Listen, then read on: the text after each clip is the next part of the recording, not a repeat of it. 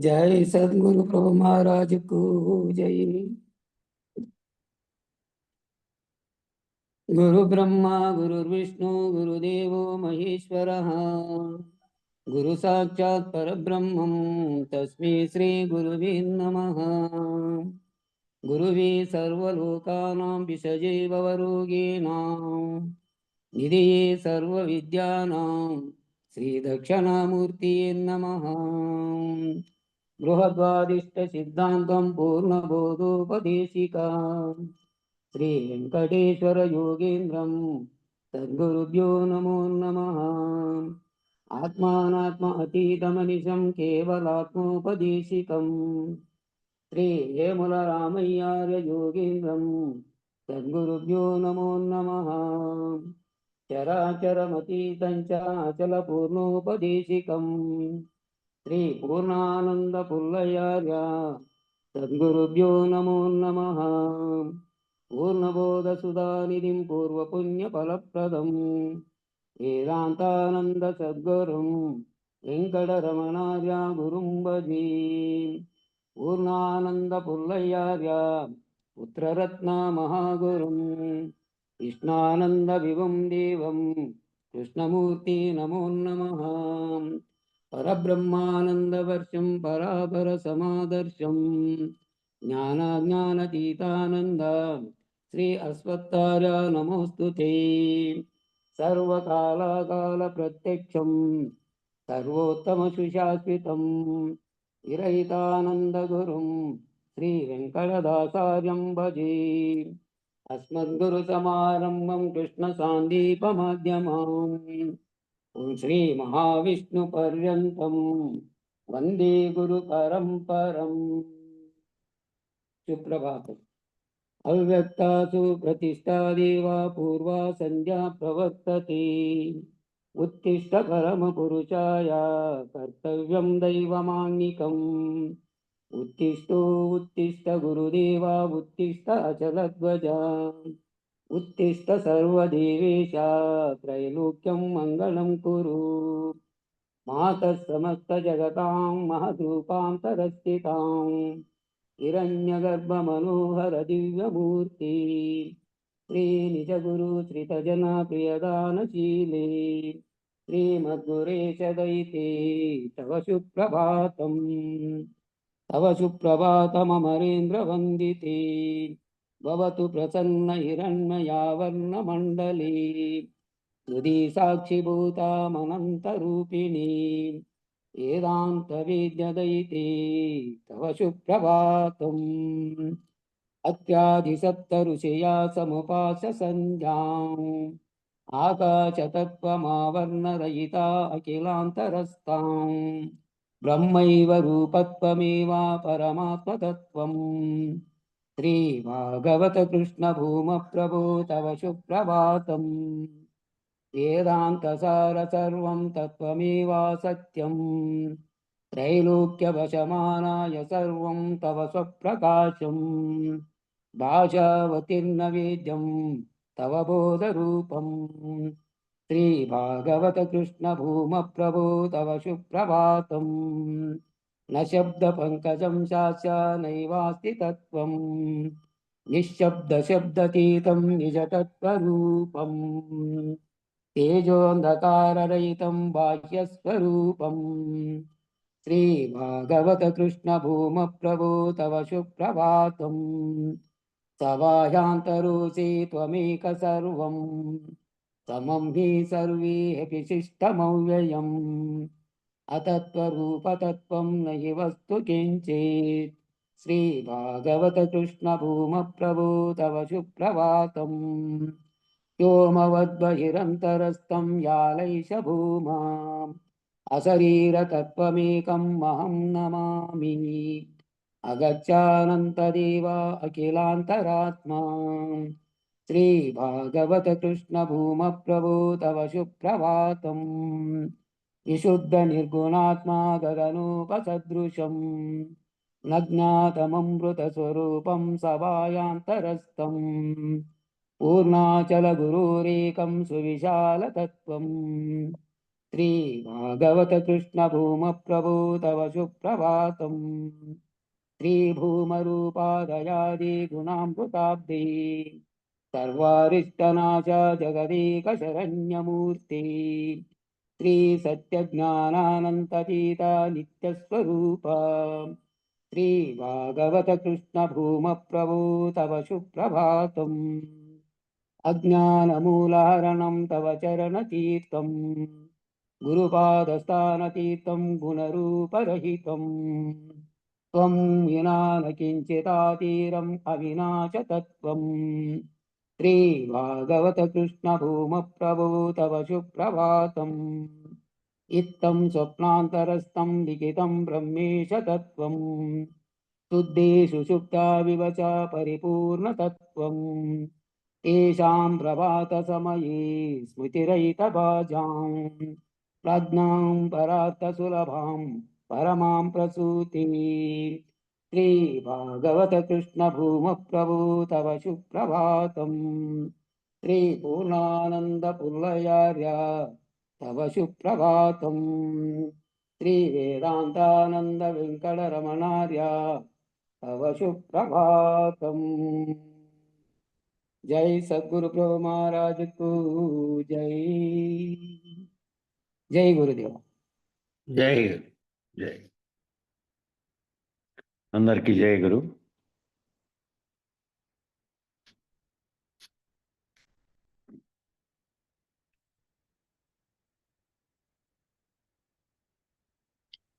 జై గురు. జయ గురు.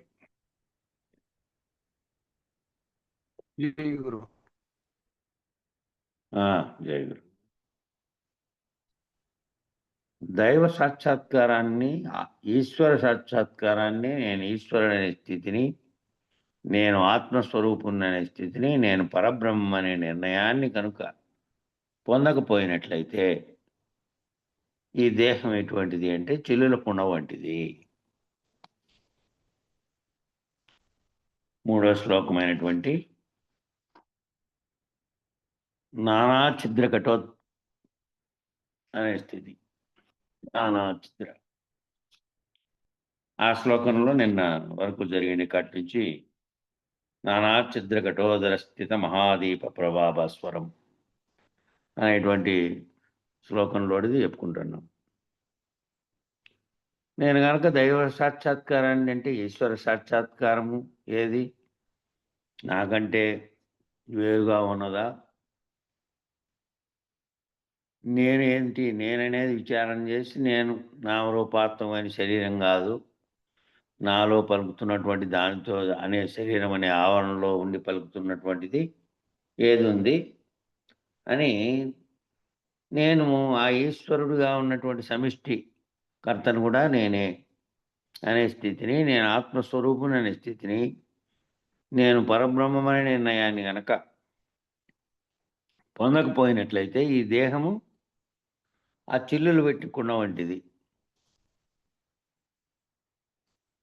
అంతకంటే ఏం విలువ ఉంది దీనికి?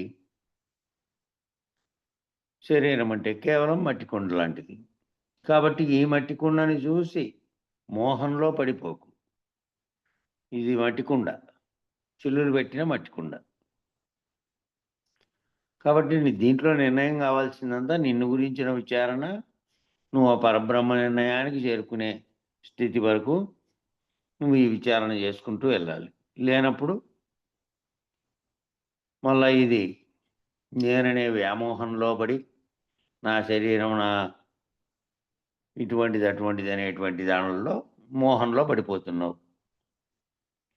నువ్వు దేనిని చూసి మోసపోతున్నావు, మోహపడుతున్నావు? దేనిని ప్రేమిస్తున్నావు? పొద్దున్న లేచిన దగ్గర నుంచి రాత్రి నిద్రపోయే వరకు ఒక మోహంలో పడ్డావు. కుండ అనే మోహంలో పడి ఉన్నావు. శరీరం అనే మోహం, అదే నా శరీరము నేను అంటే అంటానే దాంట్లోకే తాదాత్మ్యం చెంది నేనంటానే నా యొక్క నిజస్వరూపంగా ఉన్నది గుర్తు రాకుండా ఏ మోహం కలుగుతోంది? పొద్దున్న లేచినప్పటి నుంచి రాత్రి వరకు ఈ శరీరం అనే కుండ అనే మోహంలో పడుతుంది. ఈ శరీరం అనే 9 చిల్లులున్న కుండని నీదనుకునే భ్రాంతిలో పడి మోహంలో పడి విచారణ చేసి జీవిస్తున్నావు. దీనిలో నుండి బయటికి రా. దాంట్లో నుంచి బయటకు వచ్చి విచారణ చేయి. ఈ 9 రంధ్రాలు ఉన్నటువంటి కొండకు లోపలున్న ఆత్మప్రకాశం అనే మహాదీపం గనక లేకపోయినట్లయితే ఏమైనా విలువ ఉందా? ఈ శరీరం అనే కుండకి 9 చిల్లులుండే ఈ కుండకి ఆ మధ్యలో ఆత్మప్రకాశం అనేది ఉండి దాని ప్రకాశం చేత అంతరంగ చతుష్టయం ప్రేరణ చేత శరీరంలో ఉండేటువంటి జ్ఞానేంద్రియాలు, కర్మేంద్రియాలు, మిగిలినవన్నీ విషయేంద్రియాలు, ప్రాణేంద్రియాలు అన్నీ పనిచేస్తూ ఉన్నాయి. ఇంకా అది ఇవి లేకుండా ఉంటే ఏమైనా ఉందా? అవి లేకుండా పనిచేయాలంటే ఏదైనా విలువ ఉందా దీనికి? ఏ విలువ లేదు. పని చేస్తున్నది చైతన్యం అదే. అది లేకుండా ఏ విలువ లేదు శరీరానికి. కాబట్టి నానా ఛిద్ర ఘటోదర స్థిత మహాదీప ప్రభావ భాస్వరం. అంటే భాస్వరం అంటే తనకు తానే వెలుగుచున్నది, తనకు తానే స్వప్రకాశం. దీపప్రభా భాస్వరం అంటే తనకు తానే వెలుగుచున్నది. జ్ఞానం యస్యతు షచ్చురాది కరణ ద్వారా బహి స్పందతే. అంటే నీకు షచ్చురాది ఇంద్రియముల ద్వారా, కనులు మొదలైనటువంటి జ్ఞానేంద్రియాలు, ఇతర జ్ఞానేంద్రియాల ద్వారా జ్ఞానం తెలుస్తోంది కదా అనుకుంటావేమో. జ్ఞానం కంటి ద్వారా, ఇతర జ్ఞానేంద్రియాల ద్వారా తెలుస్తోంది కదా అనుకుంటావేమో. ఈ జ్ఞానేంద్రియముల ద్వారా నీకు జ్ఞానం తెలుస్తోంది కదా, నేను ప్రపంచాన్ని తెలుసుకుంటున్నాను కదా, ప్రపంచం నాకు అనుభూతమవుతోంది కదా, నా దేహం నాకు అనుభూతమవుతోంది కదా అని అనుకుంటున్నావేమో. కంటితో చూడగలిగిందంతా నేను తెలుసుకుంటున్నా, జ్ఞానేంద్రియాల ద్వారా ఏమేమి తెలుస్తున్నాయో, వాసనలు, శబ్దాలు, ఇతరత్ర స్పర్శ అన్నీ నేను తెలుసుకోగలుగుతున్నా, ప్రపంచాన్ని అంతటినీ నేను తెలుసుకోగలుగుతున్నా, ఇదంతా నాకు అనుభూతమవుతోంది కదా, నా దేహం కూడా నాకు అనుభూతమవుతోంది కదా అని అనుకుంటున్నావేమో. ఆ అనుభూతం అంతా స్వప్రకాశపు వెలుగు యొక్క ప్రభావం, స్వప్రకాశపు వెలుగు యొక్క ప్రభావం. అది లేకుండా ఇవన్నీ తెలిసినా చూసినా దాన్ని గుర్తెరిగేది అది. గుర్తెరిగే గుర్తులో ఉండి మళ్ళీ నీకు స్పందన కలిగితే మళ్ళా నీకు గుర్తొచ్చేది దాని ద్వారానే. ఇప్పుడు వాసన చూసింది ఇలా ఉంటుంది అని మళ్ళా నీకు స్ఫురణకు వస్తే, లేదంటే ఇప్పుడు కంటితో చూసిన దృశ్యం ఇట్లా ఉంది, ఆ దృశ్యం నేను ఇప్పుడు చూసినప్పుడు ఇంతకుముందు నేను చూసింటే ఆ దృశ్యాన్ని అని భావించాలంటే ముందు ఆ దృశ్యం నీలో ఏ ప్రకాశం చేత గుర్తింపబడిందో, ఎక్కడుందో, మళ్ళీ గుర్తుకు ఎలా వస్తుందో అక్కడ లేకపోయినప్పటికీ, అది స్వప్రకాశంగా ఉన్నటువంటి ఆత్మస్థితి. శరీరం ద్వారా, కంటి ద్వారా, జ్ఞానేంద్రియాల ద్వారా కనపడుతున్నప్పటికీ, తెలియబడుతున్నప్పటికీ దాని ప్రకాశం, ఆత్మప్రకాశం లేకుండా అవి గుర్తెరగజాలవు. మళ్ళీ ఆ స్ఫురణలోకి స్ఫురణలోకి తెచ్చుకోవడానికి ఏ ప్రకాశం చేత తెలుసుకోగలుగుతున్నావో దాంట్లో ఉన్నాయి ఇవి. మళ్ళీ నువ్వు అనుభూతి చెందడం వల్ల ఉన్నాయి. ప్రతిబింబ సాక్షి కాబట్టి నీ శరీరం కానీ, నీ ప్రపంచం కానీ, సృష్టి కానీ ప్రతిబింబ సమానమైనటువంటిది.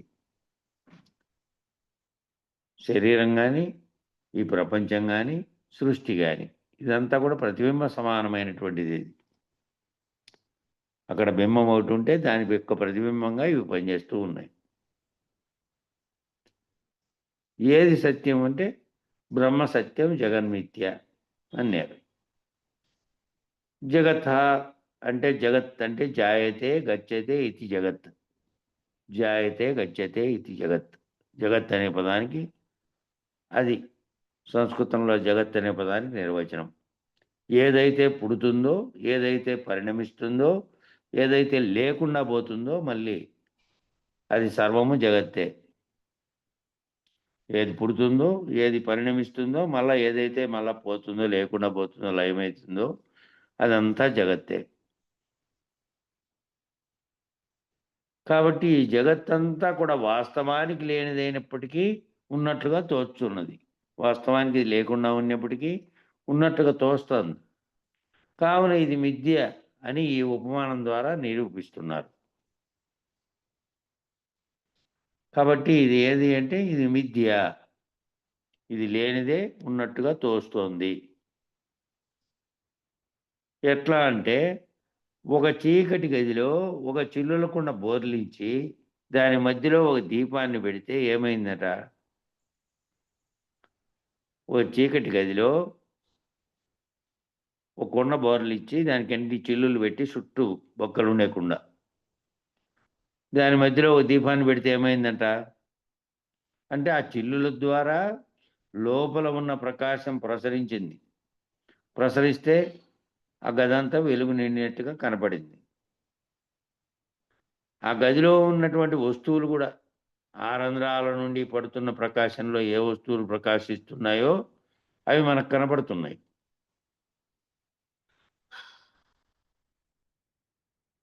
నీవు కూడా ప్రపంచంలో నీదైన ప్రపంచాన్ని ఎలా ఏర్పాటు చేసుకుంటున్నావంటే నీలో ఉన్న ప్రకాశం చక్షువుల ద్వారా జ్ఞానేంద్రియాల ద్వారా బయట ఉన్న ప్రపంచంలో ప్రసరించినటువంటి ప్రకాశ ప్రభావం చేత ప్రతిబింబ ప్రభావం చేత ఏ ప్రపంచం అయితే నీకు తోచిందో దానినే నిజమైన ప్రపంచంగా స్వీకరించావు.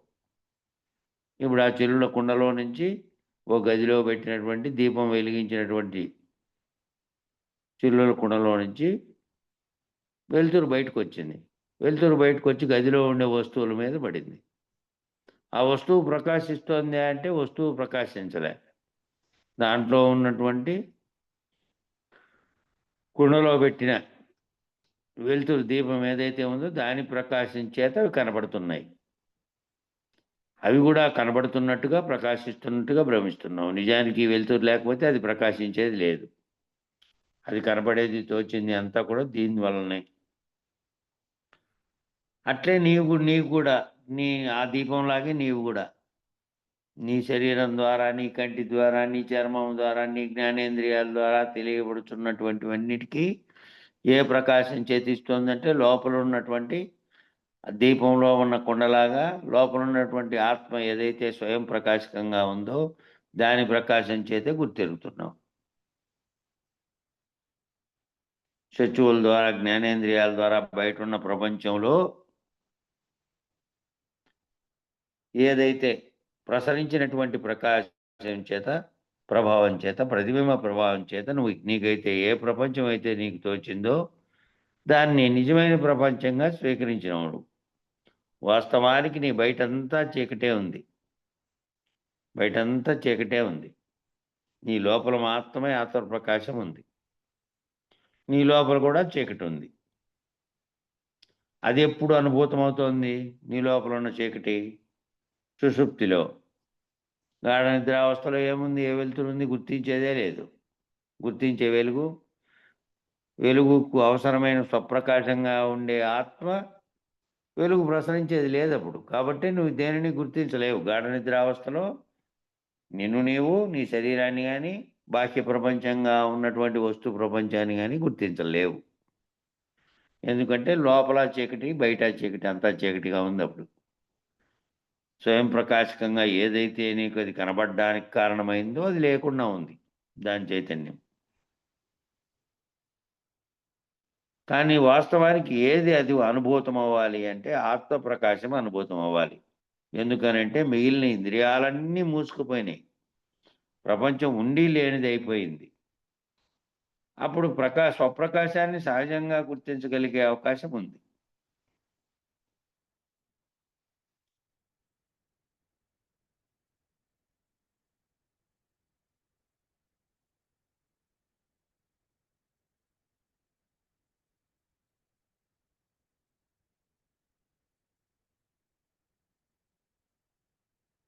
కానీ మనం ఏం చేస్తున్నాం? స్వప్రకాశంలో లీనమవ్వాల్సిన అవస్థలో గాఢ తమస్సులో లీనమవుతున్నాం. మనం ఏం చేస్తున్నాం అంటే గాఢ తమస్సులో లీనమవుతున్నాం. నిద్రపోయినప్పుడు ఏమవుతున్నాం అంటే నిద్రపోయినప్పుడు మొత్తం సర్వం మర్చినటువంటి స్థితిలో, లేనటువంటి స్థితిలో దేన్ని గుర్తిరగినటువంటి స్థితిలో చీకట్లో కలిసిపోయినట్టు, చీకట్లో ఏమీ గుర్తిరగకుండా ఏమీ కనపడకుండా అయినట్టు అవుతున్నాం. కాబట్టి మెలకువలో, కలలో, నిద్రలో నిన్ను నీవు ఈ ఉపమానంతో చూసుకోవడం ఎవరికైతే వస్తుందో వారు ఆత్మనిష్ఠులు అవుతారు. ఏం చేయమంటున్నారు? ఏవైతే నువ్వు గాఢ నిద్రలేకపోతున్నావో, నిద్ర లేకపోయి ఏ ప్రపంచాన్ని కూడా గుర్తించే స్థితిలో నీవు లేవో, ఆ గాఢ తమస్సులో ఆత్మ ప్రకాశంతో కనబడేటువంటి వాటిని, అప్పుడు దాని ప్రకాశం లేనటువంటి స్థితిలో ఉంది కాబట్టి ఏ దాంట్లో లీనమవుతోందంటే చీకట్లో లీనమైనట్టు అది లీనమై అట్లా అవుతున్నావే, అప్పుడు గాఢ తమస్సులో గాఢమైనటువంటి చీకట్లో లీనమవుతున్నట్టు అవుతున్నావు. కాబట్టి మెలకువలో, కలలో, మెలకువలో ఏంది పని చేస్తుంది? జాగ్రత్తలో ఉండి ఇప్పుడు సర్వమును గుర్తిస్తున్నావు, మాట్లాడుతున్నావు, వ్యవహరిస్తున్నావు, చూస్తున్నావు. ఇతర జ్ఞానేంద్రియాల ద్వారా వచ్చే స్పర్శను, వాసనను అన్నిటినీ గమనించగలిగిన స్థితిలో ఉన్నావు మెలకువలో. కారణమైంది ఆత్మ ప్రకాశం పనిచేస్తున్నటువంటి స్థితిలో దాని ప్రకాశం చేత గుర్తెరగలుగుతున్నావు. అన్నిటినీ ఇంద్రియాలతో గుర్తెరిగేటివి వాటిని కూడా తెలుసుకుంటున్నటువంటి స్థితిలో దాని ప్రకాశంతోనే చేస్తున్నాం. కళలో ఏమైంది? సూక్ష్మ స్థితిలో ఉన్నటువంటి శరీరం మూలం లేకుండా వచ్చినటువంటి ఒక కళను సృష్టించుకొని ఆ కళలో తాను వ్యవహరించి అనుభవించి ఏవేమో చేసి కళలో మేల్కుంటానే మళ్ళీ ఆ కళ దాంట్లో అబద్ధమైపోయింది. కానీ అప్పుడైతే తాత్కాలికంగా స్ఫురణకు వచ్చింది కదా ఆ కళలో జరిగిండేది సూక్ష్మ శరీర స్థితి. అట్లా కళలో, నిద్రలో, మెలకువలోను, కళలోను, నిద్రలోను నిన్ను నీవు ఈ ఉపమానంతో చూసుకోవడం. నిద్రలో నేనేమైనా మెలకువ వచ్చి నేను ఇప్పుడు సర్వమును గుర్తించి మాట్లాడి వ్యవహరిస్తూ ఉన్నా. ఈ నేనైతే ఏ ఆత్మ ప్రకాశం చేతి ఇప్పుడు నేను మేలుకొని ఉన్నప్పుడు ఇదంతా చదివి చేస్తూ మాట్లాడుతూ వ్యవహరిస్తూ ఉన్నానో ఆ నేను ఎక్కడికి పోయింది? నిద్రలో. నిద్రాస్థితిలో శరీరం నిద్రించినప్పుడు దాంట్లో స్వయం ప్రకాశకంగా ఉన్నది పని చేయకుండా ఉన్నప్పటికీ సాత్యత్వ స్థితిలో అణిగినటువంటి స్థితిలో ఉన్నది. నిన్నటి వరకు జరిగిందంతా గుర్తుపెట్టుకొని మెలకు వస్తానే మళ్ళీ వస్తుంది కదా. కాబట్టి 3 స్థితులలో ఉన్నటువంటి నిన్ను నీవు చూసుకోవడం గనక అర్థమైతే 3 స్థితుల్లోని నిన్ను నీవు మెలకువలో, కలలో, నిద్రలో నిన్ను నీవు ఈ ఉపమానంతో గనక చూసుకోవడం గనక ఎవరికైతే వస్తుందో వారు ఆత్మనిష్ఠులు అవుతారు. ఎవరికైతే ఈ 3 స్థితుల్ని తెలుసుకోగలిగినటువంటి స్థితిలో ఉండి మూడింటికి అతీతంగా ప్రత్యేగాత్మ స్థితిలో ఉన్నప్పుడు 3 స్థితులు తాను అనుభవిస్తున్న స్థితిని గుర్తెరిగి తాను మళ్ళీ దీంతో తాదాత్మ్యం చెందినటువంటి స్థితిలో ఉంటే అది ఆత్మనిష్ఠులుగా ఉన్నటువంటి ఆత్మను గుర్తెరుగుతున్నటువంటి స్థితిలో ఉండడం. అట్లే సమిష్టిగా అదే స్థితి సమిష్టికి ఉంటే ఈశ్వరుడు అనే భావానికి ఉన్నటువంటి 4వ స్థితిలో పరమాత్మగా ఉంటే విష్ణుడు, తేజస్సుడు, ప్రాజ్ఞుడు, ప్రత్యేగాత్మ ఉన్నట్టే ఆ స్థితిలో కూడా ఉన్నటువంటి విరాట్ హిరణ్యగర్భ అవ్యాకృత పరమాత్మ అనేటువంటి స్థితిలో తాను ఆత్మనిష్ఠుడు అవుతాడు. తన ఆత్మస్వరూపుడుగా ఉన్నటువంటి స్థితి దేంది అంటే ఆ ప్రత్యేగాత్మ పరమాత్మలుగా ఉన్నటువంటి ఏకత్వ స్థితే. ఆత్మనిష్టకు గొప్ప ఉపమానం ఏమిటయ్యా అంటే ఆ ఆత్మనిష్ట అనే దానికి గొప్ప ఉపమానం ఏమిటయ్యా అంటే నానాఛిద్ర ఘటోదర స్థిత ప్రభావాసురం జ్ఞానం చక్షురాధికరణ ద్వారా బహిస్పందతే. నీ జ్ఞానేంద్రియం ద్వారా, జ్ఞానేంద్రియాల ద్వారా ఏదైతే బయటకు కనపడుతున్నదో అది గుర్తిస్తూ తెలుసుకుంటూ ఉన్నావో అదంతా కూడా ఒక కుండకు పెట్టేటువంటి చిల్లుల ద్వారా బయటకు ప్రకాశిస్తున్నటువంటి ప్రకాశం, వ్యక్తమవుతున్నటువంటి అంతఃప్రకాశం. స్వాత్మ ప్రకాశమైన రూఢిగా నిర్ణయంగా చెబుతున్నారు. చీకటి గదిలో పెట్టినటువంటి కుండలో పెట్టినటువంటి దీపంలో ఆ దీపం వెలుతురు రంధ్రాలలో నుంచి బయటికి ప్రసారం అయితే ఆ చీకటి గదిలో పెట్టినటువంటి వస్తువుల మీద పడితే వస్తువులు ప్రకాశించకపోయినప్పటికీ కుండలో దీపం ప్రకాశిస్తున్న దాంట్లో నువ్వు గుర్తెరిగినట్లుగా అక్కడ ఉన్న వస్తువుల్ని ఏంటి అని గుర్తెరిగినట్టుగా నీ శరీరం అనేటువంటి కుండలో స్వయం ప్రకాశకమైనటువంటి ఆత్మ ప్రకాశిస్తుంటే ఆ ప్రకాశించుతున్నటువంటి ఆత్మ ప్రకాశం చేత బాహ్యంగా నీకు ఏదేదైతే కనబడుతుందో జ్ఞానేంద్రియాల ద్వారా ఏవేవైతే తెలియబడుతున్నాయో, చూడబడుతున్నాయో, కనబడుతున్నాయో, దాన్ని గుర్తిస్తూ తెలుసుకుంటూ ఉన్నావో అదంతా కూడా ఇటువంటిదే. కుండకు పెట్టిన చిల్లుల్లో నుంచి వెలుతురు వస్తున్నట్టుగానే నీలో అంతఃప్రకాశమే స్వాత్మ ప్రకాశంగా అని రూఢిగా నిర్ణయంగా చెప్తున్నారు. నీ అంతఃప్రకాశం గనక లేకుండా ఉంటే గాఢ నిద్రావస్థలో ఎక్కడ పోయింది? నీ అంతఃప్రకాశం లేదు. చుట్టూ వస్తువులు ఎక్కడమైనా లేవు, ఉన్నాయి. పోనీ చీకటి గదిలో అప్పటి వరకు దీపం వెలిగించకముందు, దీపం వెలిగి దాంట్లో నుంచి బొక్కల్లో ప్రసరించకముందు కూడా లేవా వస్తువులు అంటే ఉన్నాయి. అప్పుడు కూడా వస్తువులునే ఉన్నాయి. కానీ వస్తువులను నువ్వు గుర్తెరిగే స్థితిలో లేవు. దీపంలోంచి వెలుతురు ప్రసరించిన తర్వాత కనపడినట్టే నీలో గాఢ నిద్రావస్థలో నీ చుట్టూ ఉన్న ప్రపంచం లేకపోయిందా? వస్తువులు లేకపోయినాయా? మెలకువ చెందుతానే ఎట్లా గుర్తెరగలుగుతున్నావు? ఆత్మప్రకాశం అనేది ప్రసరించింది. అంతకుముందు చీకటి గదిలో ఉన్నట్లు వస్తువులు కనపడలే. ఇప్పుడు నిద్రలో ఉన్నప్పుడు వస్తువులు నీ చుట్టూ ఉన్నవి కనపడలే, ప్రపంచము కనపడలే. కాబట్టి ఏదైతే అట్లా నీకు గుర్తించుకోగలగడానికి కారణమవుతుందో అదే అంతఃప్రకాశకంగా వ్యక్తమవుతున్నటువంటి ప్రకాశం వ్యక్తమవుతున్నటువంటి అంతఃప్రకాశము స్వాత్మ ప్రకాశమే అని రూఢిగా నిర్ణయంగా చెబుతున్నారు. దాన్ని బట్టి పోల్చుకోండి. కాబట్టి నిన్ను నువ్వు అలా దర్శించుకోవడం రావాలి. నిన్ను నీవు దర్శించుకోవడం. నేనంటే ఏమిటి? నేనని పలుకుతున్నది ఏమిటి? ఆ పలుకుతున్నది మరి ఆత్మప్రకాశకంగా అంతఃప్రకాశకంగా ఉంది. శరీరంగా కనపడుతున్నటువంటి నేనని మోహం చెందుతున్నటువంటి దీన్ని చూసుకొని, ఈ శరీరాన్ని చూసుకొని స్వాభిమానంగా దాన్ని చూసుకుంటున్నటువంటి ఏదైతే నేనని పలుకుతోందో అది లోపలుంది. అది గుర్తెరగకుండా ఇది లేనే లేదు. ఇది కేవలం చిల్లులు పెట్టిన కుండ. ఇది ప్రకాశించదు. దీంట్లో లోపల అది ప్రకాశిస్తోంది. కాబట్టి నిన్ను నీవు దర్శించుకోవడం రావాలి అంటే ఈ ప్రపంచాన్ని అలా దర్శించడం రావాలి.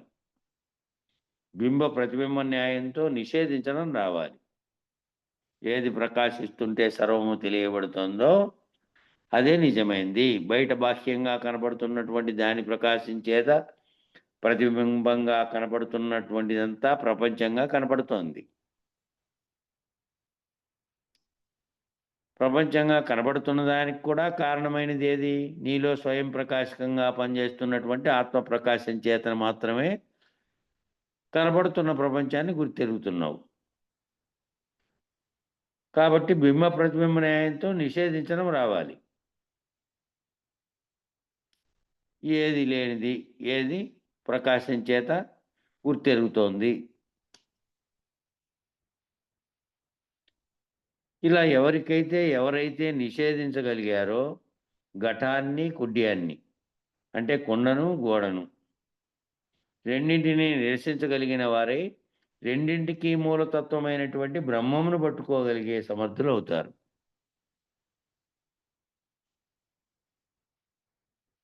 కాబట్టి దేనివల్ల అవి ఉన్నట్టుగా కనబడుతున్నటువంటి ఆ కుండ అయినా గోడైనా దానికి ప్రకాశం లేదు. ఏ ప్రకాశం అయితే లోపల నుంచి వచ్చిందో ఆ ప్రకాశం చేత అవి ఉన్నట్టుగా దాన్ని గుర్తెరగలుగుతున్నాం. నిజానికి అవి లేవు. ఈ ప్రకాశం లేకుండా పోతే అవి లేనే లేవు. ఉన్నది ఈ ప్రకాశమే. కాబట్టి ఇక్కడ కుండగా కనపడింది, అక్కడ గోడగా కనపడింది, జగత్తుగా కనపడుతున్నది అన్నీ కూడా ఈ ప్రకాశం చేతనే బాహ్య ప్రపంచాన్ని అన్నిటినీ గుర్తించగలగడానికి కారణమైంది ఉంది లోపల. అదే దీపం.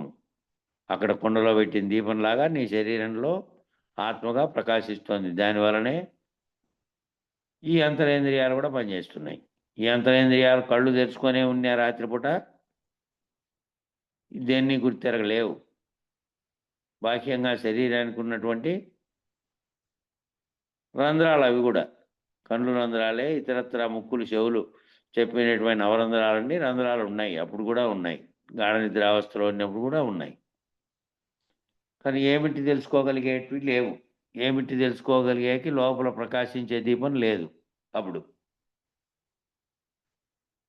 కాబట్టి ఇవన్నీ ధ్యాని వెలుతురులో కనపడుతున్న ప్రతిబింబ చైతన్యాలుగా ఉన్నటువంటి వాటిని నిరసించే విధానం రావాలి. రెండింటిని నిరసించగలిగిన వారై, రెండిటికి మూలతత్వం ఎక్కడుంది? మూలతత్వం బ్రహ్మమును పట్టుకోగలిగే సమర్థులు అవుతున్నారంటే మూలతత్వం అంతా ఆత్మలో ఉంది. అదే బ్రహ్మముగా ఉన్నది సమిష్టిగా. వ్యష్టిగా తీసుకుంటే ఇక్కడ నాలో వెలుగుతున్నటువంటి చైతన్యం, సమిష్టిగా తీసుకుంటే బ్రహ్మం ద్వారా వెలుతురు ఏదైతే ప్రసరిస్తే చీకట్లో ఉన్నప్పటి నుంచి మళ్ళీ బాహ్యం వెలుతురులోకి వస్తే వస్తువులన్నీ కనపడుతున్నాయో దానిని కూడా పోల్చుకొని ఆ సమిష్టి తత్వమైనటువంటి బ్రహ్మమునుగా ఏమిటి బ్రహ్మం అనే దాన్ని పట్టుకోగలిగే సమర్థులు అవుతారు. ఇట్లా నీలేకి నువ్వు ఈ విచారణ ద్వారా తెలుసుకుంటే. ఘటకుడ్యాధికం సర్వం మృత్తికా మాత్రమే వచ తద్వద్ బ్రహ్మ జగత్ సర్వం ఇది వేదాంత డిండిమః అని వేదాంత డిండిమం మనకు మరలా తెలియజెప్పుతున్నాం. వేదాంత డిండిమం ఏమైనా దొరుకుతుందేమోనని, మరి ఎక్కడ దొరుకుతుందో కానీ నిన్నైతే అక్కడ ఒక పుస్తక ప్రదర్శనశాల అనే మొబైల్ వెహికల్ వస్తే దాంట్లో కూడా ఎతికాను, కానీ ఏమైనా దొరుకుతుందే తెలుగులో అనువాదం అని దొరకలేదు. సిటీలోకి ఎప్పుడైనా పోతే పుస్తక ప్రదర్శన దానిలో పోతే దొరకచ్చు. ఈ వేదాంత డిండిమంలో చెప్పినటువంటిది ఇదే. విద్యారణ్యుల వారు రాసినటువంటి విద్యారణ్య స్వామి వారు ఘటకుడ్యాధికం సర్వం మృత్తికా మాత్రమే వచ తద్వత్ బ్రహ్మ జగత్ సర్వం ఇది వేదాంత డిండిమః అని వేదాంత డిండిమం మనకి మరలా తెలియజెప్తుంది. కాబట్టి అనంతంగా కనబడుతున్నటువంటి 84 లక్షల జీవరాశుల్లో కనబడుతున్నటువంటి స్థావర జంగమాత్మకమైనటువంటి సమస్త సృష్టి కూడా బ్రహ్మ పదార్థం యొక్క అభివ్యక్తమే. ఒక్క పదార్థమే ఉంది. ఏమిటేదంటే బ్రహ్మం అనే పదార్థం. ఏదైతే వెలుగిస్తోందో ఆ వెలుగిచ్చే ప్రకాశం ఒక్కటే ఉన్నది. అదే అంతటా ఈ 84 లక్షల జీవరాశులు స్థావర జంగమాత్మకమైనటువంటి సమస్త సృష్టిగా కనపడుతున్నటువంటి, బాహ్యంగా కనపడుతున్నటువంటి సర్వము కూడా, సమస్త సృష్టి కూడా బ్రహ్మ పదార్థం యొక్క అభివ్యక్తమే. ఇప్పుడు ఈ బ్రహ్మం ఎరుక బ్రహ్మమా పరిపూర్ణ బ్రహ్మమా? ఎరుక బ్రహ్మం ఇది. అది నేననే బ్రహ్మం. అది పరిపూర్ణ బ్రహ్మం కనపడేది లేదు కదా ఇంకా. అట్లా అదే నేననే బ్రహ్మము. నేననే బ్రహ్మం ఇది. నేననే బ్రహ్మం లేకుండా గుర్తిరగలేడు కదా. లోపల దీపాన్ని చెబుతున్నాడు. కుండలో బొక్కలవన్నీ కుండలో బద్దిలో పెట్టి దీపం. అట్లా ఆ దీపం ఉంటేనే ఇది కనపడుతుంది, లేకపోతే ప్రపంచము లేదు.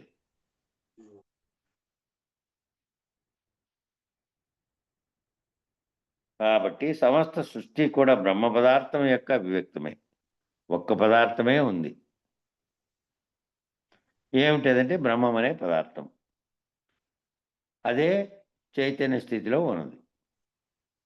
వస్తు ప్రపంచంగా కనబడుతున్నది నిజానికి దాంట్లో నుంచి దాని ప్రకాశం చేత కనబడుతున్నటువంటి దృశ్యం అంతే. నిజానికి ఉన్నది అదే.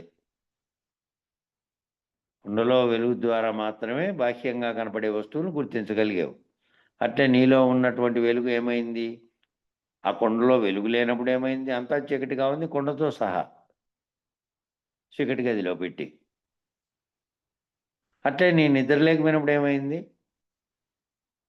నీ కుండతో సహా లోపల ఉన్నటువంటి దానితో సహా దీపం లేదు కాబట్టి, వెలుగు లేదు కాబట్టి సర్వం నీ చుట్టూ ఉన్న జగత్తుతో సహా అంతా చీకటైపోయింది. మెలకు వచ్చిన తర్వాత మళ్ళీ నీ ఆత్మప్రకాశం చేత అన్నింటినీ గుర్తించగలిగే స్థితి వచ్చింది. కాబట్టి ఈ పదార్థం ఏ ఒక్క పదార్థం ఉంది ఎప్పటికీ అంటే నీలో ఉన్నటువంటిది ఆత్మప్రకాశంగా ఉన్నది బ్రహ్మమే. సర్వ జగత్తు కనపడడానికి ఈ స్థావర జంగమాత్మకమైనటువంటి 84 లక్షల జీవరాశులతో కూడుకుని ఉన్నటువంటి సర్వ ప్రపంచము, సర్వ వస్తు జగత్తుతో సహా అన్నిటితో సహా ఈ సమస్త సృష్టి అంతా కూడా బ్రహ్మ పదార్థం యొక్క అభివ్యక్తమే. అదే బ్రహ్మం అనేటువంటి పదార్థమే ఉంది. అది కనపడకుండా, అది కనుక పని చేయకపోతే ప్రకాశించేది లేదు. ప్రకాశించేదే అది. దాని చేత మిగిలింది ప్రతిబింబం సమానంగా కనపడుతుంది. నిజానికి అది లేదు. ఇది పని చేయకపోతే లేదు. దేంతో గుర్తెరుగుతున్నావు? గుర్తెరుగుతున్న ఆత్మప్రకాశంతో గుర్తెరుగుతున్నావు. ఇది సమస్తమైనటువంటి సృష్టి కనపడడానికి కూడా కారణం ఇదే. ఇది తెలుసుకొని దీన్ని విరమింపజేసుకుంటే జగత్తు కనపడేది లేదు. జగత్తు కనపడేది లేదు. స్థావర జంగమాత్మకమైనది కనపడేది లేదు. బాహ్యంగా వస్తు రూపంలో కనపడేటువంటి వస్తువు కనపడేదే లేదు. కనపడడానికి, గుర్తెరగడానికి కారణమైనది ఏదో అది బీజరహితమైపోయేదనేది బీజస్వాంతరివాంకుడు అని రెండవ శ్లోకంలో మనం చెప్పుకున్నాం. ఆ బీజం పోతే బీజం వేపుకుంటే, బీజం పని చేయకుండా మళ్ళీ మొలకెత్తకుండా చేసుకుంటే అయిపోతుంది. ఈ కనపడతాండేదే, ఆ కనపడేదే ఆత్మస్వరూపంగా ఉన్నటువంటిదే ఇక్కడ నీలో వెలుగుతున్నటువంటిది, నీలో ప్రకాశిస్తున్నటువంటి దాంతోనే సర్వము ఉంది. సర్వము అదే బ్రహ్మ పదార్థము అదే ఉంది. బ్రహ్మం అనే పదార్థం అది తప్ప మిగతాదంతా దాని యొక్క వెలుగు ప్రసరించడం వల్ల ప్రతిబింబంగా తోస్తుంది. దాని వెలుగు ప్రసరించకపోతే అదంతా మళ్ళా చీకటే, కనపడేదే లేదు. ఆ బ్రహ్మముగా ఉన్నటువంటి బాహ్య పదార్థం అంతా, బాహ్య దృశ్యం అంతా. దాని యందు ఓంకారం అనే ఘటన ద్వారా అది బిందువైనటువంటి ప్రణవనాదం వ్యక్తమయ్యేటువంటి ఘటన ద్వారా సర్వ సృష్టి వ్యక్తమైంది. సర్వ సృష్టి వ్యక్తం కావడానికి కూడా అదే. ఆ జరిగేదానికి ఏ ఘటన ఒకటి జరిగింది. ఆ ఘటన జరగడానికి ఓంకారం అనేటువంటి ఘటన, ఓంకారం అనేటువంటి శబ్దం అంతకుముందు ప్రణవంగా వ్యక్తంగా ఉండి, వ్యక్తమైన తర్వాత ఆ శబ్దం ఆకాశగుణంగా వచ్చి అది బిందు రూపంలో, అప్పటికి బిందువు అంతకుముందు ఉన్నటువంటి స్థితిలో ప్రణవనాదం వ్యక్తమయ్యి ఆ ఘటన ద్వారా సర్వ సృష్టి వ్యక్తమైంది. సాంఖ్యంలో ఆ సర్వ సృష్టి వ్యక్తమైనటువంటి కారణానికి మొదట పుట్టినటువంటి శబ్దము ఓంకారం, దాని నుంచి మిగిలిన జగత్తు. కాబట్టి ఒక ఘటన ద్వారా వ్యక్తమైంది కాబట్టి సర్వ సృష్టి కూడా ఘటమే. ఘటన ద్వారా వ్యక్తమైనది ఘటం. సంఘటన అంటే ఒక సంఘటన జరిగిన దానికి ఒక సంకల్పంతో కూడి జరిగినటువంటి ఘటన, సంఘటన. ఆ సర్వ సృష్టి ఎందున్న ఘటమునందు కూడా సూర్యుడనే స్వప్రకాశం ద్వారా ఈ సృష్టి అంతా నడపబడుతోంది. ఆ సూర్యుడనే స్వప్రకాశం వెలగాలన్నా కూడా ఆ సూర్యునికి బ్రహ్మ ప్రకాశం చేత అది వెలుగుతోంది. అట్లే శరీరంలో ఉండే ప్రకాశం, శరీరంలో తెలియబడుతున్న సర్వజ్ఞానానికి ప్రకాశం ఎక్కడ అంటే ఆత్మప్రకాశం ద్వారానే అన్నిటినీ గుర్తెరుగుతున్నావు. జ్ఞానం కూడా దాంతో నుంచినే తెలుసుకోగలుగుతున్నావు. అట్లా సర్వసృష్టి యందు ఉన్నటువంటి ఘటంలో కూడా సూర్యుని యొక్క ప్రకాశం లేకుండా ఆ సృష్టి అంతా కనపడదు. బాహ్య ప్రపంచంలోకి వచ్చి, బాహ్య ప్రపంచం చీకటిగా ఉంది రాత్రంతా. పొద్దున్నే వెలుతురు పరుచుకున్న తర్వాత వెలుతురు వచ్చేసింది. ఆ వెలుతురు వల్ల అన్ని వస్తువులు కనపడుతున్నాయి. కొండలు, పర్వతాలు, నదులు, ఇంకా పైకి పోతే ఈ భూమి అంతా కనపడుతుంది పైన నుంచి. ఇదంతా ఎక్కడి నుంచి అంటే దాని ఆ ప్రకాశం ఏదైతే సూర్యుడనే స్వప్రకాశం ద్వారా కనపడుతుందో అదంతా సృష్టి కూడా అంతా దాని చేత నిడపబడుతుంది. కాబట్టి చచ్చు అయినటువంటి సూర్యుడు కూడా ప్రపంచానికే కన్నది. ఏది సూర్యుడు. బ్రహ్మాండం అనేటువంటి ఈ భూగోళంతో సహా అనేక గోళకాలు ఉండేటువంటివన్నీ కనపడడానికి కారణమైన వెలుతురు ఎక్కడి నుంచి వస్తుందంటే సూర్యచంద్రాదులుగా ఉన్నటువంటి 2 నక్షత్రాలుగా 2 కండ్లుగా ఉన్నటువంటి దాంట్లో నుంచి వస్తుంది. అయితే ఒకటి బింబము, అది స్వయం ప్రకాశకంగా ఉంది. దాని ద్వారానే మిగిలినవన్నీ. చంద్రుడు ప్రకాశించినప్పటికీ అది స్వయం ప్రకాశకం కాదు, అది ప్రతిబింబంగా ఉంది. సూర్యుని యొక్క వెలుతురులో కనబడుతున్నటువంటి. కాబట్టి సూర్యుడు కూడా అక్కడ ఆధార బిందువుగా ఉన్నాడు. సూర్యుడు కూడా ఆధార బిందువుగా ఉన్నాడు. స్వప్రకాశం ఉంది అంటే బ్రహ్మ ప్రకాశం చేతనే ఉంది దానికి కూడా ప్రకాశం. అది లేకపోతే దానికి లేదు. నిజానికి ఏ బిందు ప్రకాశం చేత అయితే సృష్టి అంతా కూడా నడబడుతుందో, తెలియబడుతోందో, పరిణమిస్తుందో ఆ ప్రకాశమే సత్యం. ఏదైతే వెలుతురు వచ్చి మళ్ళీ చీకటి అయిపోయి అది లేనప్పుడు చీకటి అయిపోతుంది, వచ్చినప్పుడు ప్రకాశం కలుగుతోంది. మనకు ఒకవేళ లేకపోయినప్పటికీ వేరే చోట ఎక్కడో వెలుగుతోంది సూర్యుడు. అయినప్పటికీ కూడా అది కూడా ఏ ప్రకాశం చేత ప్రకాశిస్తుంది అంటే బ్రహ్మ ప్రకాశం చేత ప్రకాశిస్తుంది. ఒక్కటే ప్రకాశం ఉంది. ఆత్మ ప్రకాశంగా బ్రహ్మ ప్రకాశంగా ఉన్నది గనక పని చేయకుండా ఉంటే సూర్యప్రకాశం ఉన్నప్పటికీ నువ్వు గుర్తించేవాడు ఎక్కడున్నాడు, లేడు. నీలో వెలుగుతున్న నీ ఆత్మ ప్రకాశం లేకపోతే సూర్యప్రకాశం ఎంతగా ఉన్నప్పటికీ ఆ సూర్యప్రకాశం ఉంది, సూర్యప్రకాశంలో ప్రపంచం అంతా నాకు కనపడుతోందని చెప్పేవాడు ఎవడు? తెలుసుకోవాలి కదా, తెలుసుకునేవాడే లేడు. ఆత్మప్రకాశం లేకపోతే తెలుసుకునేవాడు లేడు, కనబడేది లేదు. కాబట్టి ఏది నిజమైనటువంటిదో, ఏది ఎప్పటికీ ప్రకాశింపబడదు ఇది లేకపోతే అన్నట్టుగా చెప్పబడుతున్నటువంటిది ఏ ప్రకాశం అయితే నిజంగా ఎప్పటికీ కూడా ఉన్నదో అది సత్యం. ఏ ప్రకాశం చేత నీలో ప్రకాశం లేకపోతే నువ్వు సూర్యప్రకాశాన్ని గుర్తించలేవు, ఏ ప్రకాశాన్ని గుర్తించలేవు. కాబట్టి ప్రకాశం గుర్తించడానికి సమిష్టిగా ఉన్నటువంటి బ్రహ్మ ప్రకాశం చేతే వెలుగుతున్న సూర్యుడితో సహా అందరూ గుర్తెరగబడుతున్నారు. అట్లాగే నీలో ఉన్నటువంటి ఆత్మ ప్రకాశం చేతనే సర్వము గుర్తెరుగుతున్నటువంటి స్థితిలో ఉంది. అదే సత్యమైనది. వెష్టిగా చూస్తే స్వాత్మ ప్రకాశమే సత్వం.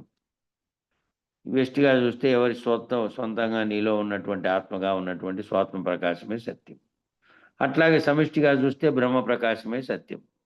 సూర్యప్రకాశం అనేది కనపడినప్పటికీ దాని వెలుతురులో నువ్వు మిగతా దాన్ని గుర్తించగలిగినప్పటికీ దానికి ప్రకాశంగా ఉన్నది బ్రహ్మం, సూర్యప్రకాశంగా. అట్లాగే నీలో ఉన్న ప్రకాశం స్వాత్మ ప్రకాశం వెష్టిగా, సమిష్టిగా చూస్తే బ్రహ్మ ప్రకాశం సత్యం. ఇలా ఎరిగినటువంటి వాడు, ఇట్లా తెలుసుకున్నటువంటి వాడు వెష్టి సమిష్టి దాటి, వెష్టి అంటే జీవుడనే దాన్ని దాటి, సమిష్టి అంటే ఈశ్వరుడైనటువంటి స్థితిని దాటి సర్వసమిష్టి అయినటువంటి అనంత విశ్వాన్ని గుర్తించగలిగే స్థితికి చేరాడు. నేను అంతటికీ సర్వసమిష్టి అయినటువంటిది ఒకటి ఉంది. దాన్ని దాటగలిగేటువంటి స్థితిలో ఉంటే ఇంకా అంతరిక్షంగా ఉండి అంతరిక్షపు స్థితిని దాటిన తర్వాత ఏదీ లేదు. బ్రహ్మాండం అంతా దీంట్లోనే ఉంది. కాబట్టి వెష్టి సమిష్టిలను దాటినటువంటి స్థితిలో ఉన్నటువంటి దాన్ని గుర్తెరగలిగే స్థితిలోకి, దాన్ని దాటే స్థితిలోకి పోయాడు. వెష్టిని విచారణ, సమిష్టిని విచారణ చేసినటువంటి వాడు ఆ రెండిటి విచారణ ద్వారా తేలిండేది ఏంటంటే ఒక్కటే ఉన్నది. ఆ ఒక్కటి ప్రకాశకంగా ఉన్నటువంటి బ్రహ్మం అదే. దానికి కలిగిన సంకల్పం చేత, దాని ప్రకాశం చేతనే కనబడుతున్న సృష్టి, లేకనే ఉన్నటువంటి సృష్టి ఉన్నట్టుగా ప్రతిబింబ ప్రకాశంగా నాకు కనబడుతోంది. అది లేకపోతే కనపడేది లేదు, ఉన్నది అదే. కాబట్టి మహావాక్య విచారణ అంతా, 4 వేదాల్లో విచారణ అంతా తీసుకెళ్ళి వాటికి పెడితే ఏమిటది? దేని చేత సర్వము గుర్తెరగబడుతోంది, దేని చేత సర్వము తెలియబడుతోంది, ఏది సంకల్పిస్తోంది, ఇదంతా చేసుకుంటూ పోయిన తర్వాత అది బ్రహ్మమే. ఆ బ్రహ్మమే వేరుగా లేదు నాకంటే, నేనే అది, నేనే బ్రహ్మమునైతిని అనే చోటికి పోయింది విచారణ ద్వారా. సమిష్టిగా ఉన్నటువంటి దాన్ని గుర్తెరగలిగే స్థితికి చేరాడు. ఇంకా ఇంకా దేశము కాలము కలన అనే మూడింటి యందు అనంతగా ఉన్నటువంటి కాలంలో మిగిలిన రెండు వ్యక్తమైనవి. దేశము కాలము కలన. దేశము అంటే ప్రదేశము, ఆ కాలం ఏదైతే కాలం గుర్తు తిరుగుతున్నామో అది, దాంట్లో కలిగినటువంటి కదలిక. ఆ మూడింటిలోనూ అనంతంగా ఉన్నటువంటి కాలంలో, మూడింటిలోనూ అనంతంగా ఉంది కాలము. ఆ కాలంలోనే మిగిలినవి రెండు వ్యక్తమైనవి. ఏది? దేశము, సంకల్పం. కాలం అనేది అనంతంగా ఉంది. అంతటా అనంతంగా ఉన్న కాలంలో రెండు, కాలము, ఆ కాలంలో సంకల్పము, ప్రదేశం అనేది, దేశము సంకల్పం అనేటువంటిది. అంటే అనగా శూన్యము, సంకల్పం. శూన్యంగా ఉన్న ప్రదేశము, దాంట్లో కలిగినటువంటి సంకల్పం. ఈ రెండు కలిగినాయి. ఈ రకంగా ఒకదానిలో నుండి మరొకటి వ్యక్తీకరించబడుతూ, మొదటగా ఉన్నటువంటి కాలంలో సంకల్పం వ్యక్తమైంది, సంకల్పంలో నుంచి శూన్యం వ్యక్తమైంది, ఇంకా శూన్యంలోనే మళ్ళా సర్వంగా ఉన్నటువంటి దృశ్యం వ్యక్తమైంది. అట్లా ఒకదానిలో నుండి మరొకటి వ్యక్తీకరించబడుతూ అనంత విశ్వము ఉత్పన్నమైంది. ఈ అనంత విశ్వం అంతా కూడా ఒకదాంట్లో నుంచి వ్యక్తీకరింపబడుతూ వచ్చినవే. అది కూడా ఒక ఘటమే. అదంతా కూడా ఆ ప్రపంచం అనే విశ్వం అనేది కూడా ఒక ఘటమే. ఈ కాలం అనే ఘటన ద్వారా అనంత విశ్వం వ్యక్తమైంది. ఆ ఘటన ఎక్కడుందంటే ఈ కాలం అనేటువంటి ఘటన ద్వారా అనంత విశ్వము వ్యక్తమైంది. కాబట్టి ఎవరైతే కాలాతీతులైనటువంటి వారు ఉన్నారో, ఆ కాలాతీతులైనటువంటి వారు మండలత్రయమును దాటి, మండలత్రయం అంటే కాలము, కలనము, దేశము అనేటువంటి మూడు స్థితుల్ని దాటినటువంటి వారు. కాలాతీతులైనటువంటి వారు ఉన్నారు. వారు మండలత్రయమును దాటి, అనంత విశ్వాన్ని కూడా దాటి, తానే లేనటువంటి స్థితిలో స్థిరంగా ఉన్నారు. కాలాతీతుడైనటువంటి వాడు దేశకేంద్రుడుగా ఉన్నాడంటే ఎట్లా?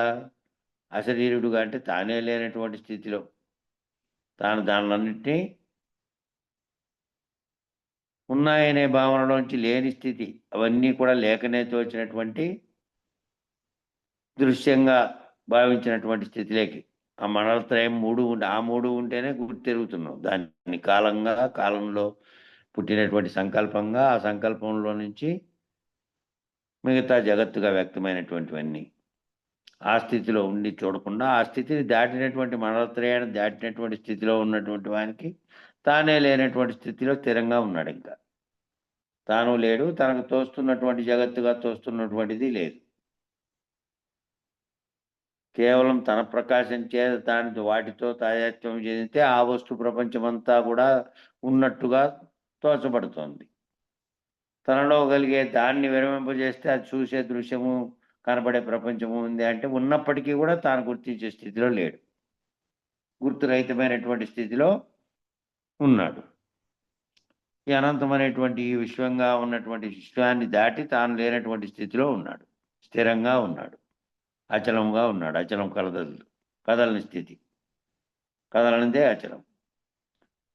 కాబట్టి ఎవరైతే కాలాతీతులైనటువంటి ఉన్నారో వాళ్ళు మండలాత్రయమును దాటి, విశ్వమును దాటి తానే లేనటువంటి స్థిరమైన స్థితిలో ఉన్నారు. కాబట్టి ఘటమునందు ప్రకాశించేటువంటి ప్రకాశ లక్షణం ఏదైతే ఉందో అట్టి ప్రకాశమే సత్యమనే ఉపమానం ద్వారా ఈ మూడు ఘటాలను నిర్ణయించి వాటి యందు అంతర్భూతమై ఉన్నటువంటి ప్రకాశాన్ని లక్షణంగా స్వీకరించి ఆ స్వప్రకాశాన్ని, బ్రహ్మప్రకాశాన్ని, పరశివ తత్వాన్ని, పరశివ ప్రకాశాన్ని నిర్ణయింపజేసి దీని అంతటి నుంచి నిర్ణయించాల్సిందంతా చెప్తున్నాడు. దాని నుంచి ఏ ఘటమైతే ఘటమనందు ప్రకాశించేటువంటి లక్షణం ఏదైతే ఉందో ఆ లక్షణం ద్వారా దాంట్లో ఉన్నటువంటి నానా ఛిద్ర ఘటోదర, ఆ నానా బొక్కలుగా ఉన్నటువంటి ఆ బొక్కలు, అనేక బొక్కలు ఉంటే ఆ కొండకు దాంట్లో నుంచి ప్రసరించినటువంటి దానితో బయట బాహ్యంగా ఉన్న రూమ్లో, గదిలో ఉన్నటువంటి సర్వ వస్తువులు ప్రకాశించినట్టు, అవి నిజానికి ప్రకాశించకపోయినప్పటికీ ఈ వెలుగు పోయి దానికి పడుతుంటే దానిలను గుర్తించినట్టు. కాబట్టి అసలైన ప్రకాశం ఏది ఉందో అది సత్యమైనది. దాని ప్రకాశం లేకుండా బయట వెలుతురు పడడం వల్ల ప్రకాశించినవి నిజానికి ప్రకాశించినవి కావో అన్ని ప్రతిబింబాలే. అట్టి ప్రకాశం సత్యమనే ఉపమానం ద్వారా ఈ 3 ఘటాలను నిర్ణయించి వాటి యందు అంతర్భూతమై ఉన్నటువంటి ప్రకాశాన్ని లక్షణంగా స్వీకరించి ఏదైతే శూన్యంగా ఉన్నది దాంట్లో వ్యక్తమైనటువంటిది కాలము కలనము అనేటువంటి ఇది ఏది చెప్పారు, దేశకాల కలన అని 3 చెప్పారు. పైన ఆ 3 చెప్పినటువంటి దేశము కాలము కలనం 3 కూడా ఆ 3టికి చెప్పినటువంటిదంతా కూడా ఈ 3 ఘటాలను నిర్ణయించి వాటి యందు అంతర్భూతంగా ఉన్నటువంటి ప్రకాశాన్ని మాత్రం లక్షణంగా స్వీకరించి ఆ స్వప్రకాశాన్ని బ్రహ్మ ప్రకాశాన్ని పరశివతత్వాన్ని పరశివ ప్రకాశాన్ని నిర్ణయింపజేస్తే కనబడుతున్నటువంటి జగత్తుగా కనపడే ప్రకాశంగా పగులు కనపడుతున్నటువంటి సూర్యరశ్మి చేత నీకు కనపడుతున్నటువంటి సూర్యునితో సహా కనపడుతున్న దానికి ఒక ప్రకాశం ఉన్నది.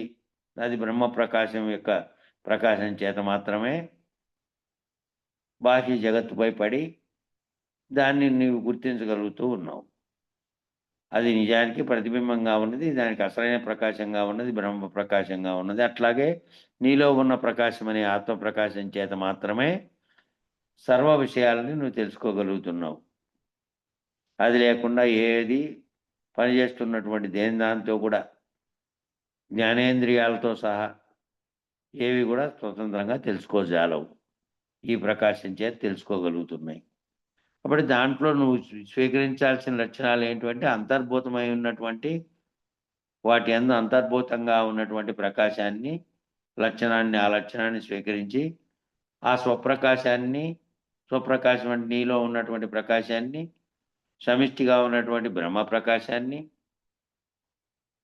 పరశివ తత్వాన్ని దాన్ని దాటినటువంటి స్థితిలో ఉన్నటువంటి దాన్ని ఆ పరశివ ప్రకాశాన్ని నిర్ణయం చేసిన తర్వాత ఆ నిర్ణయం జరిగిన తర్వాత దాన్ని దాటినటువంటి స్థితి అంటే మళ్ళీ లోకంబులు లోకేశులు లోకస్తులు తెగిన తుది అలోకంబకు పెంజీకటి కవ్వల ఏకాత్మగా వెలిగేటి ప్రకాశం ఏదుందో అదే పరశివ ప్రకాశం. ఈ లోకములు దాటి లోకేశులు లోకస్తులు అనేటువంటి దాటిన తర్వాత తుదిగా ఉన్నటువంటి ఇవన్నీ తెగినటువంటి ఇది దాటినటువంటి స్థితిలో తుదిగా ఉన్నటువంటి అలోకంబగు లోకమే లేదు, అది లోకం కాదు, అది లోకమే కానకుండా ఉన్నటువంటి దాటిన స్థితిలో పెంచీకటి కవ్వల ఈ పెనుచీకటి స్థితి దాటిపోతే ఆ పెనుచీకటి కవతల ఏదైతే ఏకాత్మగా ఉండి వెలుగుతోందో ఒక్కటిగానే ఉండి వెలుగుతోందో ప్రకాశం ఏదో అదే పరశివ ప్రకాశంగా ఉన్నది. ఇదంతా దాటినటువంటి స్థితిలో ఉన్నటువంటి పరశివ ప్రకాశం అది. భాగవతంలో చెప్పినటువంటి పోతన గారి పద్యంలో చెప్పినటువంటి దాన్ని చెప్తున్నారు. ఆ పెంచీకటి కవ్వల వెలుగుతున్న ప్రకాశం ఏదైతే ఉందో అదే పరశివ ప్రకాశం, అది అంతరిక్షం, అది బయలు, అది ఉన్నట్లున్నది. దాంట్లో ఏం లేదు, దాంట్లో ఏ కదలిక లేదు, ఏ వ్యవహారము లేదు, ఏ వ్యవహారానికి కారణమైనటువంటి కారణ వస్తువులు లేదు అది దాంట్లో. కాబట్టి అన్ని చోట్ల ప్రధానంగా ఉండమని చెబుతున్నారు. అన్ని చోట్ల ప్రకాశం ప్రధానంగా ఉండమని చెప్తున్నారు. అంతేకాని ఘట ప్రధానంగా ఉండవద్దని చెప్తున్నారు. అన్ని చోట్ల కూడా నువ్వు వ్యవహరించి, నువ్వు గుర్తెరిగి, నువ్వు మాట్లాడి, నువ్వు చేసే ప్రతి చర్యలోనూ ప్రతి వ్యవహారంలోనూ గుర్తుపెట్టుకోమని చెప్తున్నారు. ఏమని? నీలో ఉన్న ప్రకాశం ప్రధానంగా అన్ని వ్యవహారాలు చేస్తున్నటువంటి దానికి కారణమైన వస్తువుగా అది ఉంది.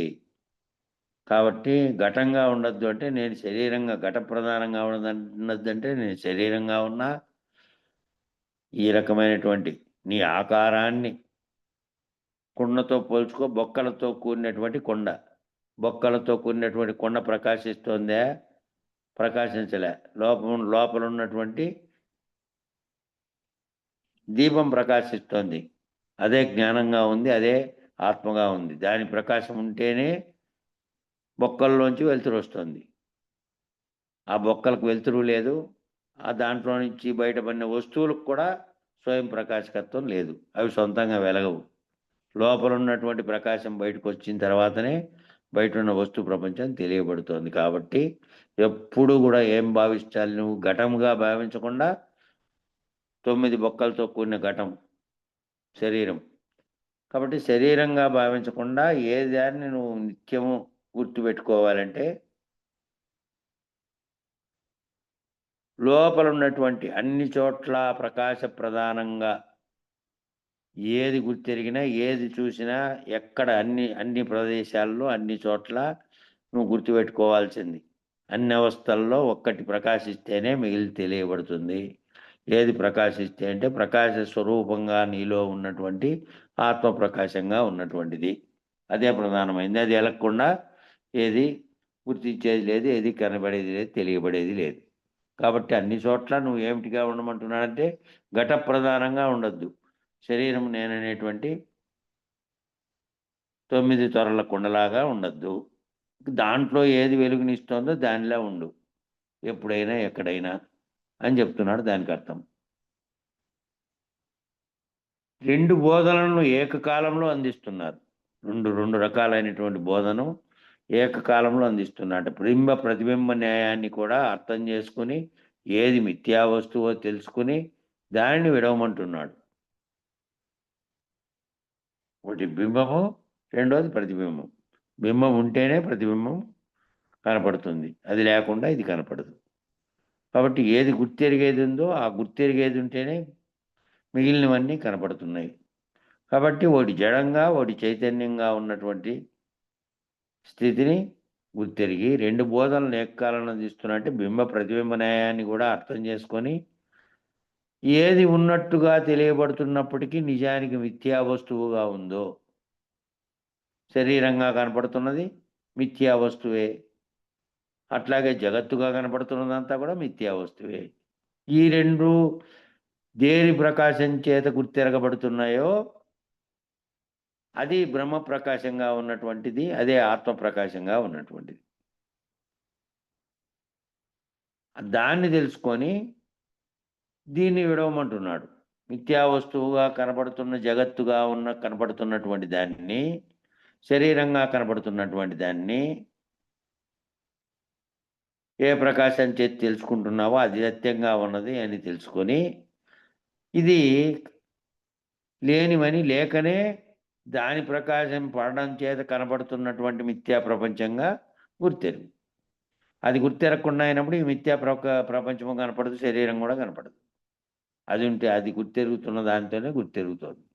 కాబట్టి దాన్ని విడవమంటున్నాడు. దీన్ని విడిస్తే దీన్ని గుర్తెరుగుతున్నది ఒకటి ఉంది, దాన్ని విడవడం అనేది అది గురుమూర్తి యొక్క కృపచే దాన్ని విడవాలి. మళ్ళీ గుర్తెరుగుతున్న దాన్ని ముందు దీన్ని విడిస్తే ముందు నీది ఏది కనబడుతున్నది, ఏది జడంగా ఉన్నది, ఏది చైతన్యంగా ఉన్నది, ఏ చైతన్యం చేత సకల బ్రహ్మాండ సృష్టి అంతా కనపడుతున్నది, అట్లాగే ఏ చైతన్యం నాలో ఉంటే నేను జ్ఞానేంద్రియాల కూడా అతీతంగా ఉన్నటువంటి లోపల ఏ ప్రకాశం చేత శరీరం అనే దాంట్లో నుంచి బయటికి ప్రసరించి బయట ఉన్న బాహ్య వస్తువుల్ని నన్ను నేను కూడా నా శరీరాన్ని కూడా గుర్తెరగలుగుతున్నాను. కుండలో వెలుగు అంటించకముందు ఏముంది? కుండ ఉంది అని కూడా తెలియదు. కుండకు బొక్కలు ఉండే కుండ తెలుదు. కుండ కూడా కనపడలే. వెలుతురు వచ్చినిచ్చే బయటికి ప్రసరించే వస్తువులు కనపడినాయి, కుండ కూడా కనపడింది. అట్లే నీలో ఉండేది అది గుర్తించకపోతే నీ శరీరము కనపడదు, బాహ్యంగా దాని చేత ప్రసరించబడుతున్నటువంటి ప్రపంచం కనపడేది కూడా లేదు. దాన్ని తెలుసుకొని విడవమన్నాడు. ఆ ప్రతిబింబంగా ఉన్నదాన్ని తెలుసుకొని అది మిథ్య అని దేని చేత తెలియబడుతున్నావో దాన్ని తెలుసుకో. ప్రతిబింబం మిథ్య, ప్రపంచం మిథ్య, ఘటము మిథ్య, సృష్టి మిథ్య, పిండాండం మిథ్య, బ్రహ్మాండం మిథ్య, విశ్వం కూడా మిథ్య. ఇవన్నీ మిథ్య. ఇవన్నీ కంటే ఏ ప్రతిబింబం చేత ఉంటే ఏ బింబము ఉంటే ఏ బింబము చేత ప్రకాశం చేత ఇవన్నీ ఉన్నాయని తోస్తున్నదో ఆ తోచడానికి కారణమైనది ఒకటే దీనిలన్నింటినీ గుర్తెరుగుతోంది ఉన్నట్టుగా. ఇవన్నీ తోచడానికి కారణమైనది అది. ఎరుక అనేటువంటి తెలివి ఏదైతే జ్ఞానంగా ఎరుకగా ఉన్నదో, సంకల్పంగా వచ్చిందో, బ్రహ్మముగా చెప్పబడుతోందో అదే. అది ఒక్కటే.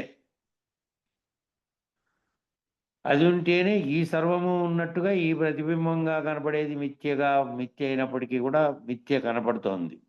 ఆ మిథ్య స్థితిలో దాన్ని తెలుసుకోవాలంటే ఈ విచారణ అంతా తెలుసుకున్న ద్వారా తెలియదు ఏంటంటే ఒకటి ఉన్నది, దీనిని గుర్తెరుగుతున్నది. దాని చేతనే ఇవన్నీ ప్రతిబింబం మిథ్య, ప్రపంచం మిథ్య, ఘటము మిథ్యే, సృష్టి మిథ్యే, పిండాండం మిథ్యే, బ్రహ్మాండము మిథ్యే, విశ్వం కూడా మిథ్య. అవంతకవి కనపడుతున్నాయా, అవంతకవి తోస్తున్నాయా, అవంతకవి తెలియబడుతున్నాయా, ఏవి కూడా తెలియబడ్డానికి కారణమైనది ఒకటి ప్రకాశిస్తేనే ఇదంతా తెలియబడుతోంది. ఇది మిథ్య ఉన్నది ఒకటి. ఆ తెలుసుకునేటువంటి బ్రహ్మము కేవలం బ్రహ్మము ఉన్నదని తెలుసుకున్నావే, ఆ బ్రహ్మం అనే దాని ద్వారా తోచింది. కేవలము కైవల్యము అంటారు అందరూ. అంటే ఆ కేవలత్వ స్థితి ఏదైతే ఉన్నదో, ఆ లేని ఎరుక స్థితి ఏదైతే ఉందో, ఆ లేని ఎరుకకు ఆవల బయలు ఏదైతే ఉందో అది మాత్రమే ఎల్లకాలము ఉన్నది. సర్వకాల సార్వజనీనంగా సర్వవ్యాపకంగా అనంతంగా ఉన్నది ఏదైతే ఉందో అది మాత్రమే సత్యము. కేవలము కైవల్యము అని అంటున్నారు అందరూ కదా. ఆ కేవలత్వ స్థితి ఏదైతే ఉందో కేవలం ఆత్మస్థితి, కేవలాత్మస్థితి. అది ఏదైతే ఉంది అంటే అది లేని ఎరుక స్థితి, ఎరుక లేని స్థితి ఏదైతే ఉందో ఆ లేనెరుకకు ఆవల, ఆ లేనెరుకగా తోచబడుతున్నటువంటి లేనెరుక అనే ప్రకాశం చేత ఇదంతా ఉన్నదనే భావన చెందావు. నిజానికి అది విచారణ తర్వాత ఏ భావన చెందితే కనపడినటువంటి ప్రతిబింబంగా కనపడినటువంటిది, ప్రపంచంగా కనపడినది, ఘటంగా కనపడినది, సృష్టిగా, పిండాండంగా, బ్రహ్మాండంగా, విశ్వంగా కనపడింది అంతా మిథ్యగా తెలియబడిండేది దానికే. లేనెరుక అనే దానికి తెలియబడింది. కేవల స్థితిలో ఉన్నటువంటి ఆ ఎరుక స్థితి మాత్రమే, దాంతోనే అంతా కనపడింది. ఆ లేనెరుకకు ఆవల బయలు ఏదైతే ఉందో, లేనెరుక అనే దానికే తోచినటువంటిది ఇదంతా కదా. ఆ లేనెరుక కూడా లేకుండా పోతే ఏదైతే దాని ఆవల ఉన్నదో అది ఎప్పటికీ ఒకే రకంగా ఒక్కటే ఉంది. అది ఒక్కటి తప్ప మరొక దానికి ములుగుచ్చడానికి కూడా సందు లేకుండా అదే ఉన్నది. అది ఎల్లకాలము ఉన్నది, కాలంతో నిమిత్తం లేకుండా. ఈ కాలం ఆ కాలం అనేది లేదు. సర్వకాలంలోనూ సార్వజనీనంగా అంతటా అందరికీ ఉన్నది. తెలియబడినంత మాత్రం చేత సార్వజనీనము అంటే అందరికీ ఒకే రకమైన స్థితిలో ఉంది. పరిపూర్ణమైనటువంటి తెలియబడినటువంటి వానికే కాదు, తెలియకుండా ఉన్నోనికి కూడా ఉంది అది. కానీ సార్వజనీనంగా ఉండేది వానికి తెలియబడలే, కాబట్టి వాడు అజ్ఞానంలో ఉన్నాడు. అది మాత్రం సార్వజనీనంగా ఉంది, ఒకే రకంగా ఉంది. తెలిసిన వానికి తెలియని వానికి అనేటువంటి భేదాలు దానికి లేవు. అది సార్వజనీనంగా ఉంది, సర్వవ్యాపకంగా ఉంది, అంతటా ఇంకో దానికి అవకాశమే లేనటువంటి స్థితిలో ఉంది. అనంతంగా ఉంది, దానికి ఇంక అంతం లేదు, ఆది అంతము లేనటువంటి స్థితిలో ఉంది. ఆ ఉన్నది ఏది ఉందో అదే మాత్రమే సత్యం, బయలనేది మాత్రమే సత్యం. ఆ స్థితిలో వీటన్నిటినీ నిర్ధారణ చేసుకొని విచారణ ద్వారా గుర్తుగా ఉండలేనెరుకపోయినటువంటి స్థితిలో ఉన్నది ఏదైతే ఉన్నదో అది మాత్రమే బయలుగా ఉన్నది. సార్వజనీనంగా సర్వకాలము ఉంది, అనంతంగా ఉంది. అది తప్ప మరొక దానికి స్థానమే లేకుండా ఉంది. అది మాత్రమే, అది ఏదైతే అనంతంగా ఉన్నదో అది మాత్రమే సత్యం. అట్టి సత్యాన్ని ఎవరైతే గుర్తించారో వారికి మధ్యలో ఉన్నటువంటి పరిణామ భేదం గురించి నిర్వచించబడినవన్నీ కూడా లేనివైపోయినాయి. మధ్యలో ఏవైతే ఏర్పడినాయో ఈ పరిణామం చెందుతున్నటువంటివి, సృష్టించబడుతున్నటువంటివి, మళ్ళీ పరిణామం చెంది నశించబడుతున్నటువంటివిగా మధ్యలో ఏవేవైతే చెప్పినామో ఆ చెప్పిండేటువంటి భేదం అంతా కూడా ఏవేవైతే ఈ భేదాలు నిర్వచించి చెప్పారో ఆ నిర్వచించబడినవన్నీ కూడా లేనివి అటువంటి వానికి. ఆ సత్యాన్ని గుర్తించి దాటినటువంటి వారు ఎవరైతే ఉన్నారో దేశకేంద్రులుగా ఉన్నటువంటి వారు, అశరీరులుగా ఉన్నటువంటి వారు, రహితమైనటువంటి సర్వదృష్టి ప్రపంచాన్ని తనలో లేకుండా చేసుకున్నటువంటి వారు, వాళ్ళకి లేనివి అయిపోయినాయి.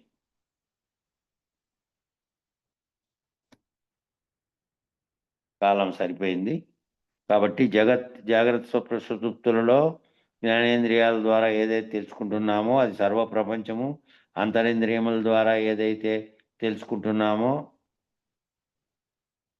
సర్వ ప్రపంచము జగత్చచ్చు అయినటువంటి సూర్యస్థితిలో ఉండి, జగత్తుకు కన్నుగా ఉన్నటువంటి సూర్యస్థితిలో ఉండి పంచభూతాత్మకంగా ఏవైతే తెలియబడుతున్నాయో అవన్నీ కూడా పంచభూతాత్మకంగా కనపడుతున్నవి కూడా నీలో కనపడుతున్నవి, బయట కనపడుతున్నవి, అంతరింద్రియాల ద్వారా కనపడుతున్నవి, బాహ్యంగా కనపడుతున్నవి అన్నీ కూడా ప్రపంచంగా పంచభూతాత్మకంగా పంచతన్మాత్రలతో ఎరిగేటువంటి సర్వము కూడా సర్వ సృష్టి కూడా దేశ కాల కలనలతో నాదబిందు కళలతో సర్వ సృష్టి సర్వ విశ్వము ఇవన్నీ కూడా ఒక కాలమందు వ్యక్తమై మరొక కాలమంతా లయిస్తున్నవే కాబట్టి అన్ని సర్వము లేనివే. ఉన్నది ఒక్క ప్రకాశం చేతనే అవన్నీ తెలియబడుతున్నాయి. అది కూడా లేకుంటే ఆ ఆవలు ఉన్నటువంటి స్థితిలో ప్రకాశం కూడా లేనటువంటి స్థితిలో ఉన్నది, బయలుగా ఉన్నది ఎప్పటికీ కూడా. సరే, సమయం సరిపోయింది. మంగళం చెప్పు. జై సద్గురు ప్రభు మహారాజుకు జై. నిర్వికారాయ సకల నిత్యముక్తిదాయకాయ నిర్గుణాయ నిర్మలాయ నిత్యమంగళం శుభ సత్యమంగళం. సగుణ నిర్గుణ రహితాయ సంకల్పవర్జితాయ సర్వసాక్షితీతునకు సత్యమంగళం శుభ నిత్యమంగళం. తత్తు చిత్తు సమసిపాయ శత్రు సంహారణాయ వత్తిలేని దీపముని కిత్తు మంగళం శుభ సత్యమంగళం. చేష్టలన్నీ ఉడిగిపోయ చేసేదేమి లేకపాయ శిష్య మండలికి శేషమ్మ మనసు నీలు సేరే మంగళం శుభ సత్యమంగళం. పరిపూర్ణాయ సకల భవ్య దివ్య రూపాయ పరశురామాయ సీతారామ మంగళం శుభ సత్యమంగళం. మంగళం గురుదేవాయ మహనీయ గుణాత్మనే సర్వలోక శరణ్యాయ సాధురూపాయ మంగళం. జై శ్రీ వెంకటాంబ సమేత శ్రీ పూర్ణానంద పుల్లయార్య సద్గురు బ్రహ్మ మహారాజుకు జై. జై శ్రీ వేదాంతానంద వెంకట రమణార్య సద్గురు బ్రహ్మ మహారాజుకు జై. జై శ్రీ విష్ణానంద కృష్ణమూర్త్యార్య సద్గురు బ్రహ్మ మహారాజుకు జై. జై జ్ఞానాతీతానంద అశ్వత్థార్య సద్గురు బ్రహ్మ మహారాజుకు జై. జై విరహితానంద వెంకటదాసార్య సద్గురు బ్రహ్మ మహారాజుకు జై. ఇందుగల గురుభక్త మండలికు జై. గురు పరంపరముకు జై. జై సద్గురుదేవ.